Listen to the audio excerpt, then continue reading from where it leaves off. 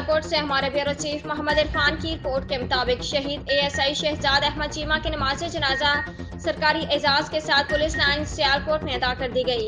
RPO Gujranwala doctor Haider Ashraf, commissioner Gujranwala Naveed Haider Sherazi, deputy commissioner DPO police अफसरान बुकला, civil society की कसीर तादाद में शिरकत। शहरी ने फर्ज की खातिर जान कुर्बान करने वाले शेर जवान का शायान शान इस्तकबाल किया। शहर के तमाम अहम चौराहों और शाहराहों पर शहीद के काफिले पर भरपूर गुलपाशी की गई, जबकि पुलिस के अफसरान और जवानों ने शहीद को सलामी पेश की। RPO Gujranwala, commissioner Gujranwala, deputy commissioner और डीपीओ सियालकोट ने शहर के जस्ते खाकी पर फूलों की चादर चढ़ाई। पुलिस के चाको चौबंद दस्ते ने शहीद को सलामी पेश की। शहीद की बुलंदी दर्जात के लिए दुआ की गई। इस मौके पर आरपीओ डॉक्टर हैदर अशरफ ने मीडिया से बात करते हुए कहा कि पंजाब पुलिस के बहादुर सपूत एएसआई शहजाद अहमद चीमा की कुर्बानी रायगा नहीं जाने दी जाएगी।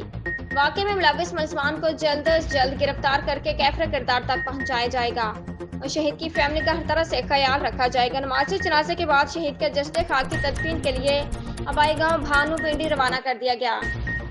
एक और जवान ने आज फर्ज की अदायगी के दौरान शहादत का रुतबा हासिल किया है, इसके बारे में बताइएगा।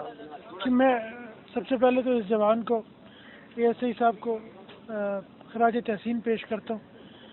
अल्लाह ताला उनकी शहादत को कबूल करे। वो एक बहादुर इंसान थे।